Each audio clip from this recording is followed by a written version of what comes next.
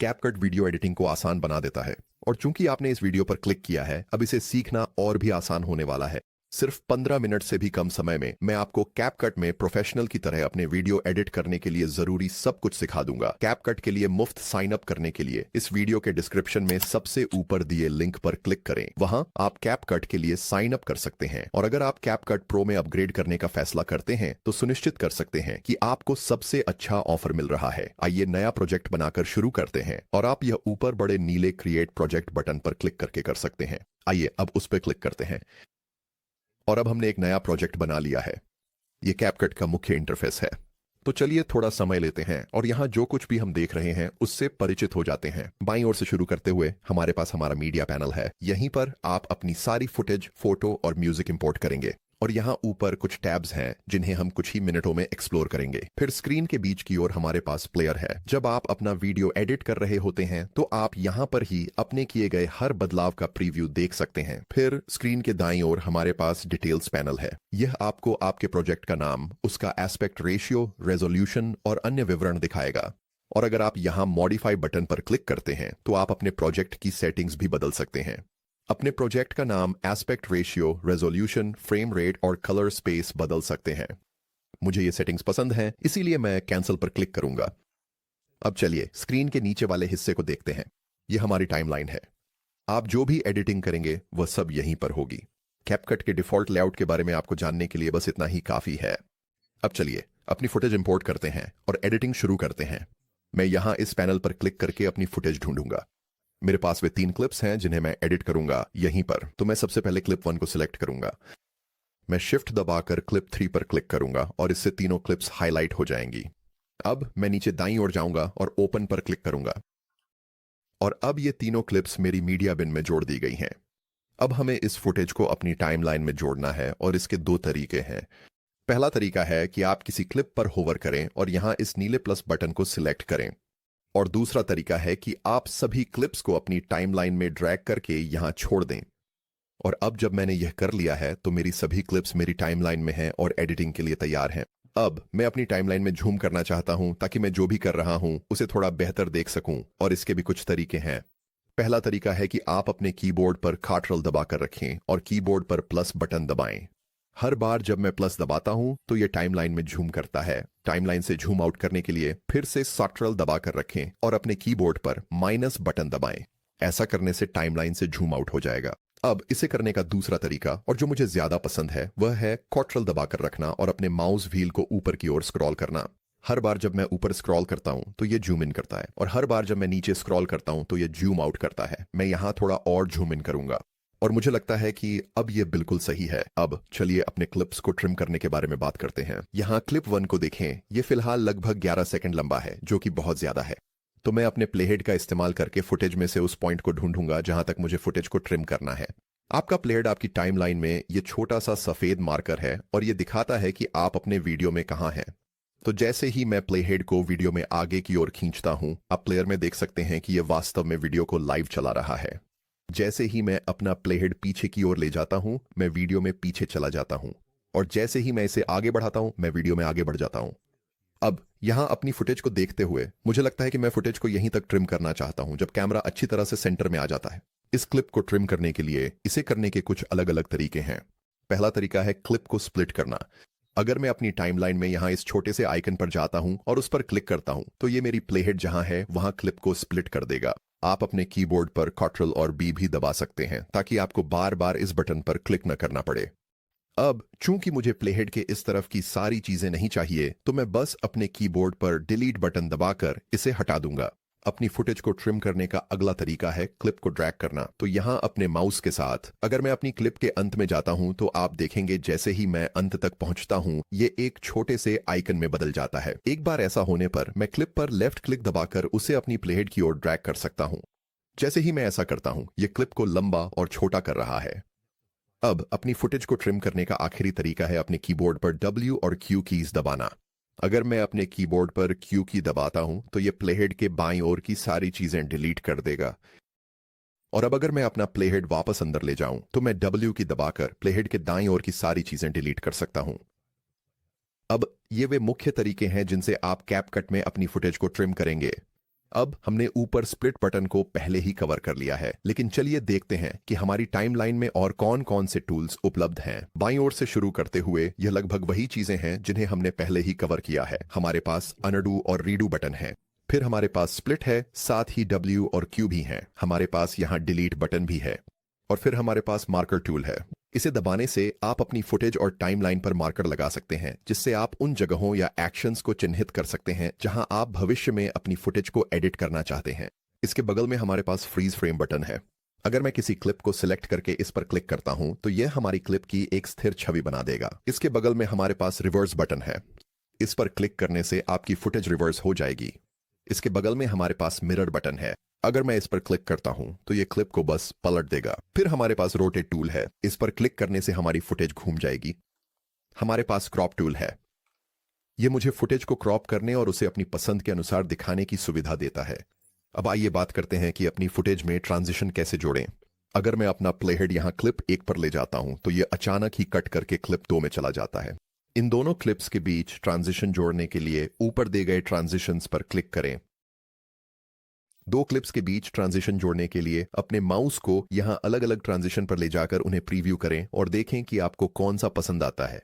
फिर जब आपको कोई ट्रांजिशन पसंद आ जाए तो उसे बस दोनों क्लिप्स के बीच ड्रैग करें और यहां छोड़ दें।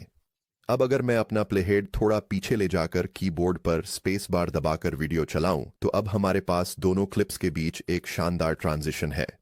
ट्रांजिशन की अवधि को एडजस्ट करने के लिए उसे यहां सिलेक्ट करें और फिर ऊपर दाईं ओर जाएं, जहां आप इसे तेज या धीमा कर सकते हैं।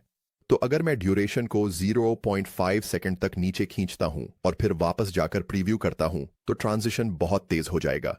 अब मैं अपने वीडियो की फ्रेमिंग को एडजस्ट करना चाहता हूं। मैं ये उस क्लिप पर क्लिक करके कर सकता हूं जिसे मैं एडजस्ट करना चाहता हूं। तो मैं यहां क्लिप 2 पर क्लिक करूंगा और अब मैं वीडियो में व्यक्ति पर थोड़ा झूम इन करना चाहता हूं। मैं ये ऊपर दाईं ओर स्केल को एडजस्ट करके कर सकता हूं। मैं स्लाइडर को लेकर दाईं ओर खींचूंगा ताकि वीडियो में झूम इन हो जाए और फिर मैं यहां पोजीशन स्लाइडर का उपयोग करके वीडियो की पोजीशन को एडजस्ट कर सकता हूं। लेकिन मैं यहां वीडियो को सीधे खींचकर भी एडजस्ट कर सकता हूं। अगर मैं इसे बीच में खींचता हूं तो आपको एक नीली रूलर दिखाई देगी जो ये बता रही है कि वीडियो वर्टिकली सेंटर में है। अगर मैं इसे थोड़ा नीचे खींचता हूं तो ये यहां हॉरिजॉन्टली भी सेंटर हो जाएगा। तो मैं इसे थोड़ा नीचे खींचूंगा ताकि वह फ्रेम के बीच में आ जाए। यह भी उल्लेखनीय है कि आप यहां अपने वीडियो को घुमा सकते हैं। अगर मैं इस छोटे से व्हील को पकड़कर घुमाऊं तो यह मुझे वीडियो को स्वतंत्र रूप से घुमाने की अनुमति देगा। मैं कंट्रोल Z दबाकर इसे अंडू कर दूंगा और मुझे यह नया फ्रेमिंग पसंद है। अब हमने अपने स्केल को एडजस्ट करके फुटेज में जूम इन किया, लेकिन अगर हम एक जूम एनिमेशन बनाना चाहें तो क्या करें? हम यह की फ्रेम्स का उपयोग करके कर सकते हैं। अगर मैं यहां ऊपर ट्रांसफॉर्म पर जाऊं तो आप इसके बगल में यह छोटा सा डायमंड आइकन देख सकते हैं। जैसे ही मैं इस पर क्लिक करता हूं आप मेरी टाइमलाइन में क्लिप पर देखेंगे कि एक छोटा नीला की फ्रेम मेरे वीडियो में जुड़ जाता है। अब अगर मैं अपना प्लेहेड लेकर वीडियो में थोड़ा आगे जाऊं और फिर स्केल को एडजस्ट करूं, उदाहरण के लिए मैं इसे दाईं ओर ले जाकर जूम इन करूंगा और जैसे ही मैं यहां छोड़ता हूं ये मेरे वीडियो में एक और की फ्रेम जोड़ देगा। और जब मैं अपना प्लेहेड लेकर इन की फ्रेम्स के बीच आगे पीछे जाता हूं तो आप देखेंगे कि एक छोटी सी जूम एनिमेशन हो रही है। कैपकट में किसी भी चीज के बगल में जो डायमंड आइकन है उसे की फ्रेम्स के साथ एनिमेट किया जा सकता है। अब चलिए बात करते हैं अपने वीडियो की स्पीड एडजस्ट करने के बारे में। आप ऐसा यहां ऊपर स्पीड बटन पर क्लिक करके कर सकते हैं। फिर आप स्लाइडर का उपयोग करके अपने फुटेज की स्पीड बढ़ा या घटा सकते हैं। अगर मैं स्लाइडर को दाईं ओर खींचता हूं तो ये स्पीड बढ़ा देगा और अगर मैं इसे बाईं ओर खींचता हूं तो ये स्पीड कम कर देगा। फिर आप यहां ड्यूरेशन फीचर का भी इस्तेमाल करके अपने वीडियो की स्पीड एडजस्ट कर सकते हैं। मान लीजिए उदाहरण के लिए इस फुटेज का हिस्सा 7 और आधा सेकंड लंबा होना चाहिए था, तो अगर मैं यहां नंबर को हाईलाइट करता हूं तो मैं इसे 7.5 में बदल सकता हूं और फिर एंटर दबा सकता हूं। और अब यहां नीचे इसने मेरी वीडियो स्पीड को एडजस्ट कर दिया है। अब चलिए ऊपर जाते हैं और एनिमेशन पर क्लिक करते हैं। यहां पर हम अपने वीडियो में अलग अलग एनिमेशन जोड़ सकते हैं। हमारे पास इन, आउट और कॉम्बो एनिमेशन है। ये ट्रांजिशन की तरह होते हैं लेकिन ये व्यक्तिगत क्लिप्स के लिए होते हैं। तो अगर मैं यहां आउट पर क्लिक करता हूं और मैं बस पहला वाला जोड़ूंगा जो है टीवी ऑफ, मैं इस पर क्लिक कर सकता हूं और यह मेरे क्लिप के अंत में एक एनिमेशन जोड़ देगा। ट्रांजिशन की तरह ही आप यहां नीचे ड्यूरेशन को भी एडजस्ट कर सकते हैं। तो अगर मैं इसे घटाकर मान लीजिए 1 सेकंड कर देता हूं तो ये एनिमेशन छोटा हो जाएगा।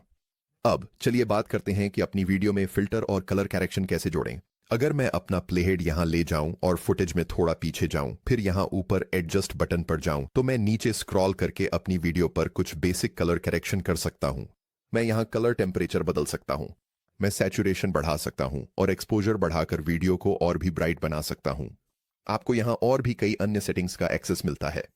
फिर कोई फिल्टर जोड़ने के लिए ऊपर बाएं कोने में फिल्टर्स पर जाएं और फिर आप इनमें से कोई भी फिल्टर जिसे आप चाहें खींच कर लगा सकते हैं।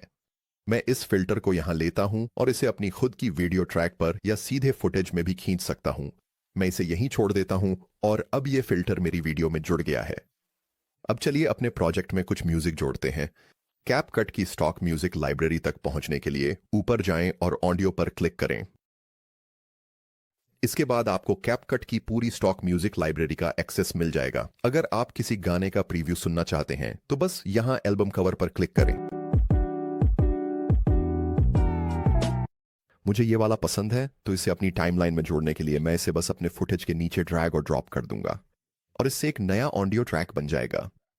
हमारी ऑडियो टाइमलाइन में चुनी हुई है, तो चलिए ऊपर दाईं ओर देखते हैं और हमारे पास कुछ कंट्रोल्स हैं।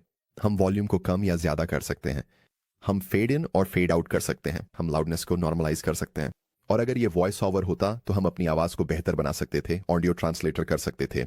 हम बैकग्राउंड शोर को कम कर सकते हैं, हम ऑडियो को अलग कर सकते हैं या चैनल को भर सकते हैं। अगर मैं यहाँ अपनी म्यूजिक को देखूं तो आप ये नारंगी और लाल डॉट्स देखेंगे।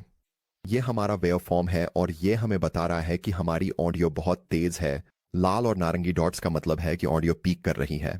हम इसे ठीक कर सकते हैं ऊपर दाईं ओर जाकर, ऊपर स्क्रॉल करके और बस वॉल्यूम को कम करके। जैसे ही मैं इसे कम करता हूं आप देखेंगे कि वेव फॉर्म छोटे हो जाते हैं। मैं ऑडियो में थोड़ा सा फेड इन और फेड आउट भी जोड़ूंगा। अब चलिए अपने वीडियो में कुछ ऑटो जनरेटेड कैप्शन जोड़ते हैं। इसके लिए हमें सबसे पहले एक वॉइस ओवर इंपोर्ट करना होगा।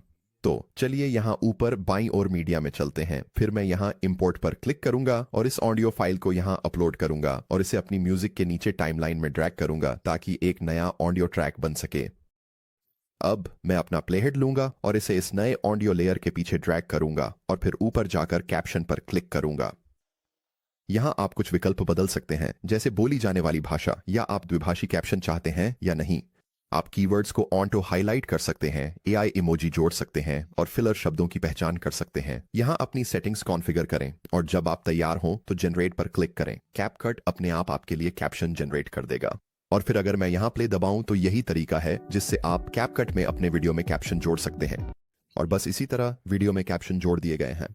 अब अगर मैं अपना प्लेहेड लेकर टाइमलाइन में थोड़ा पीछे जाऊं तो मैं देख सकता हूं कि मेरे कैप्शन कैसे दिख रहे हैं। ये कैपकट के अंदर डिफॉल्ट कैप्शन स्टाइल है। अगर आप अपने कैप्शन का लुक बदलना चाहते हैं तो आप ऊपर दाईं ओर जाकर यहां सब कुछ एडिट कर सकते हैं। अगर आपके कैप्शन में कोई शब्द गलत लिखा गया है तो आप उस शब्द को हाईलाइट करके यहां पर फिर से टाइप कर सकते हैं। अगर आप चाहें तो फॉन्ट भी बदल सकते हैं, फॉन्ट का साइज भी बदल सकते हैं। आप अपने कैप्शन को बोल्ड, अंडरलाइन और इटैलिक भी कर सकते हैं। चुन सकते हैं कि वे अपर केस हों या लोअर केस। रंग बदल सकते हैं, अलाइनमेंट बदल सकते हैं और यहाँ कुछ प्रीसेट स्टाइल्स भी उपलब्ध हैं। सफेद कैप्शन बैकग्राउंड में कुछ मिल से जाते हैं, इसलिए मैं यहाँ पीले कैप्शन चुनूंगा। आप ऊपर टेम्पलेट्स पर क्लिक कर सकते हैं और यहाँ अलग अलग टेम्पलेट्स भी उपलब्ध हैं। तो अगर मैं यहाँ इस वाले पर क्लिक करता हूँ और फिर अपनी टाइमलाइन पर वापस जाकर प्ले दबाता हूँ तो देखिए कैपकट में अपने वीडियो में कैप्शन कैसे जोड़ें। अब ये वास्तव में एनिमेटेड हैं और काफी कूल दिखते हैं।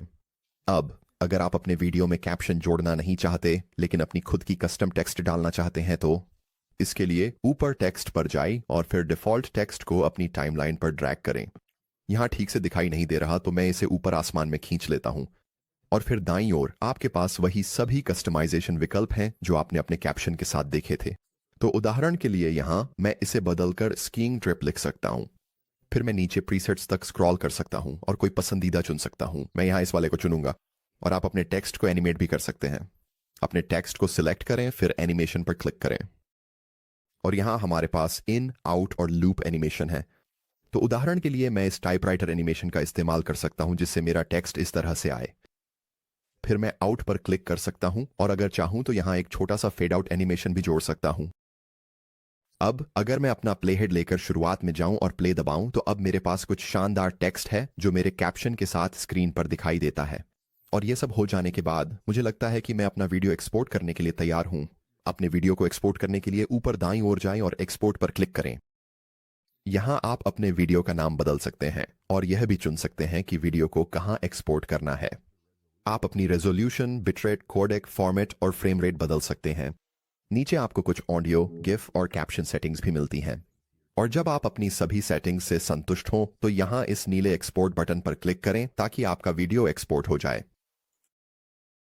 और बस इसी तरह आपने कैपकट में अपना पहला वीडियो एडिट कर लिया है। और इस वीडियो के डिस्क्रिप्शन के टॉप पर दिए गए लिंक का इस्तेमाल करना न भूलें, जिससे आप कैपकट के लिए साइन अप कर सकते हैं। और अगर आप कैपकट की सभी AI फीचर्स, टेम्पलेट्स, एसेट्स और बहुत कुछ एक्सेस करना चाहते हैं तो कैपकट प्रो में अपग्रेड करना न भूलें। इसी के साथ मुझे उम्मीद है कि आपको यह पसंद आया होगा और मैं आपको अगले वीडियो में मिलूंगा।